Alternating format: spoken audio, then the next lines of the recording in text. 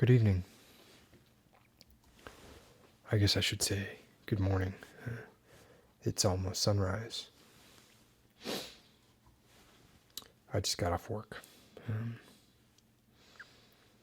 If you've seen some of my other videos, you might have guessed that I don't work to make money. I work to learn. And that's why, for the time being at least, I'm working in an emergency room at a trauma hospital. It reveals a lot about people for a myriad of reasons. One, everyone there, whether they're at death's door or whether they are stable, is under some kind of duress of some sort. Two, they're almost all scared. And three, pretty much none of them want to be there. Those circumstances converge into a sort of perfect storm for revealing sublimated truths about personalities. Because anyone can be nice if you catch them at the right time. An emergency room is a stress test for empathy and sympathy. And if you want to learn more about humanity, there are few better places to do so. And I should know, I've tried a few. I didn't start in a hospital, but I've always tried to put myself in places where the heat is turned up in one way or another. I've served in the military. I've served for the executive branch of the United States government. I've counseled revolutionaries. I've been a waiter. All of these things with the intent of experiencing the broad tapestry of humanity. Needless to say, it's been an interesting few decades. Anyway, let me get to the point of this video. I wanted to tell you about an experience I had this evening at work. It's one that ended up being remarkably illustrative on the nuance of human behavior. I was the attending physician for the graveyard shift at my current hospital. Obviously, I'm not going to tell you the name. And a 38-year-old woman came into the ER with her husband and her 19-year-old son. The woman was pregnant, well into her third trimester, and she had begun to experience shortness of breath and chest pain. So the chest pain, as well as the fact that she was pregnant, meant that even though the ER was chock full that night, she got top billing in triage. She had an elevated blood pressure, elevated heart rate, the whole 9 yards. She was in her own room within 5 minutes of checking in at the desk. So immediately we hooked her up. We hooked up her IV, ran her blood work. Her C-reactives and a few other indicators we use ruled out heart attack, or at least indicated it wasn't likely. But her EKG was abnormal. She was throwing PVCs and PACs. Those are premature ventricular and premature atrial contractions. Sometimes a few of those in succession. Her resting heart rate was 110 beats per minute. It's not completely out of the order for a near-term pregnancy, but it's borderline. And her baseline was something like 70 beats a minute. So that was at least worth investigating.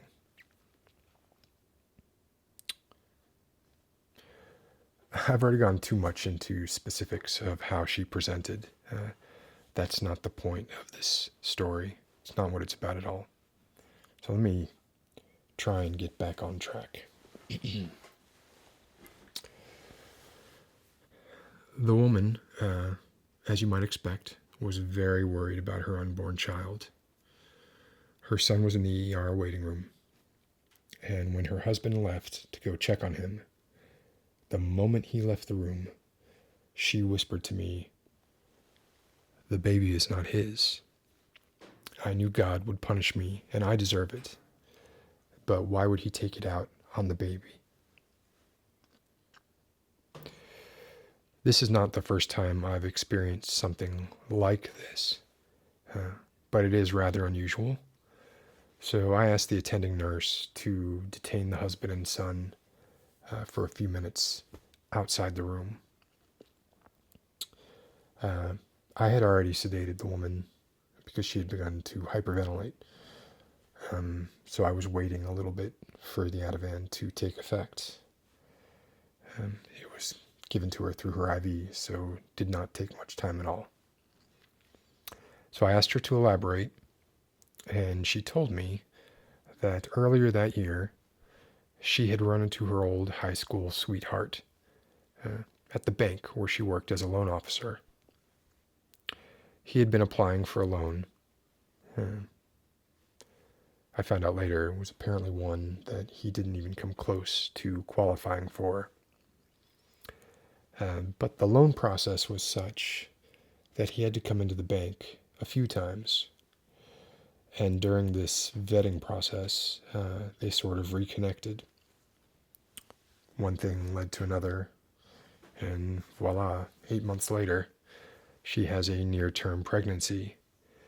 And he still doesn't have the loan he needs, because it later came to light that he was something of a con artist, and he ended up skipping town.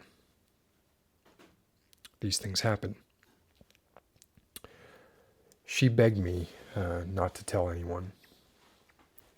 She said she didn't want her baby knowing that he was born out of wedlock. Technically, she was married, but not to the father.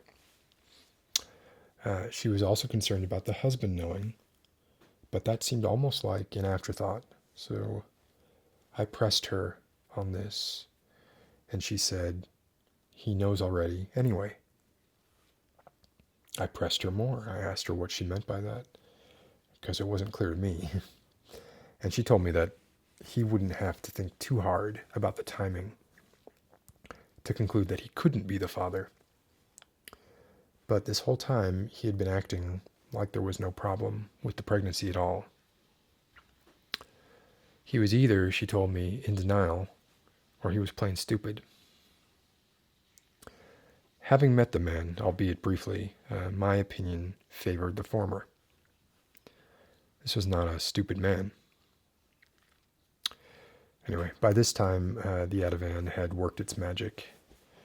The woman seemed less in distress, at least physically. I instructed the nurse to keep a close watch on her. She was already on the telemetry floor, which meant her EKG was monitored live, remotely. And then I asked the husband if I could speak with him. So as I've already mentioned, the ER was extremely busy. We didn't have the luxury of an empty room to talk in. So instead we walked down the hallways to the coffee bar, which is on the ground floor, same as the emergency room. And we each got some coffee, and we sat down, and I asked him about his wife's physical history. So I was looking for things like a history of dizziness or disorientation, things that even she might not notice, but sometimes somebody else, someone who knows the patient well, will. He told me that she had blacked out once in the past 8 months. They had gone to her 20th high school reunion together several months ago.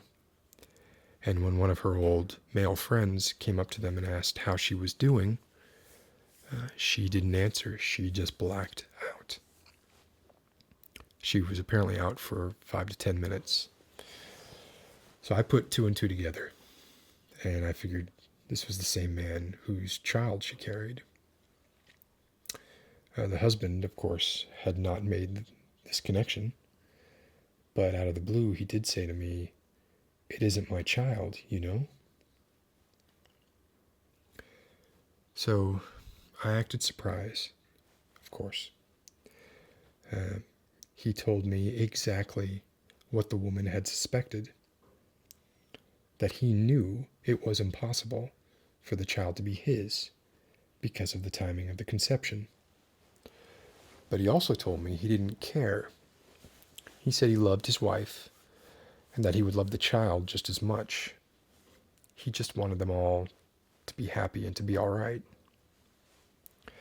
He vaguely suspected he had been cuckolded by a co-worker of his wife's. And although he was wrong, I didn't say anything about it. I just told him I thought his attitude was admirable, and that I believed both his wife and his baby, and I was very specific to say his baby would be fine. He was also concerned that his wife not know that he knew about the paternity of the baby, or I should say his lack of paternity, because he felt like that would make the situation untenable. I had my own opinions. Before we got up to go back down the hall to the emergency room, he wrapped things up by saying that he was worried his elder son might not treat his brother the same if he knew the unborn child didn't share the same father. I assured him that it wasn't my place to discuss any such personal matters. In fact, I'm under oath not to do so. That his secret was safe with me. But I also told him it was very important for me to speak to his son, his elder son, to be sure he didn't have any potentially useful information about his wife. He seemed satisfied with my word that I wouldn't reveal anything. So I went to the waiting room, and the son was in there watching the news on one of the televisions.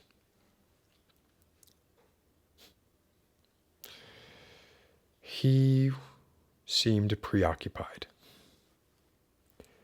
It's often difficult to tell with teenagers whether they are genuinely unaffected by events or if they're just filtering.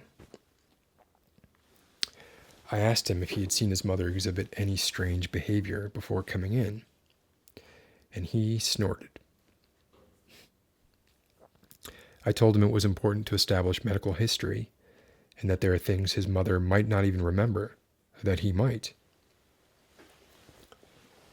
He was uncommunicative. He was just staring past me at the television. So far in this encounter, I had felt like I was learning a lot. But like I said before, the ER was full. And medically speaking, I suspected this woman was experiencing a near-term potassium deficiency. That was what was causing the ectopy. Perhaps she was having an anxiety attack coupled with it. So I needed to wrap this up so that I could pay attention to the other more needy patients. So I told him that his father was very worried about his mother and that he should waste no time telling me anything significant that he knew. When I told him that, he sputtered, "He's not even my real father. I don't know who my father is anymore." So at that point, I started wondering if the woman was pathological. I asked the boy what he meant by what he had said, and he told me that a few months earlier, he had overheard his mother on the phone speaking to someone, he didn't know who, saying, "William," that's the husband, "isn't my son's father. My high school sweetheart is." Those exact words. That's the significant part of the conversation that the son caught. But he had misunderstood, because it was obviously a much longer conversation. Because he heard that the affair was with his mother's high school sweetheart. And since he had been born just out of high school, just after his parents graduated high school, he assumed that his mother was talking about him. It never occurred to him that his mother might have had a more recent affair. Um, so needless to say, he was very upset. He asked me not to tell his father because he believed his father was unaware, as well as being the only innocent in the situation. I'll admit at this point I was in a mild state of shock. I thought about what to do for a bit, and I ended up breaking my Hippocratic oath, at least if you view it in the strictest sense, by telling the father everything. I had determined that he was the crucial link, the crucial healthy link, at least. The son would be better off knowing the truth. He already thought he was his brother's half-brother, so there was no net loss there. The wife would have to acknowledge the transgression, but both the father and son already knew about it, even if they were both wrong about the specifics. So that was a wash. In fact, that was probably a net gain in the long run, since the burden of maintaining a long-running deception would be lifted. And the father, he was better off as well. Knowing that his wife's indiscretion was with an old flame somehow took the sting away a bit, especially in light of the fact that he had ended up being a con man who was now completely gone from her life. Much better that than the going concern of a co-worker, an unknown quantity she would be in continued close contact with. So what got to me most about this experience was the subjective nature of justifiable deception, coupled with how much faith humanity puts in a white coat. This family had experienced a comedy of errors, a series of lies that they were all participating in, every one of them. And the only one who knew the entire truth was someone they hadn't even known for an hour. All because the woman had not eaten enough bananas and was prone to panic attacks.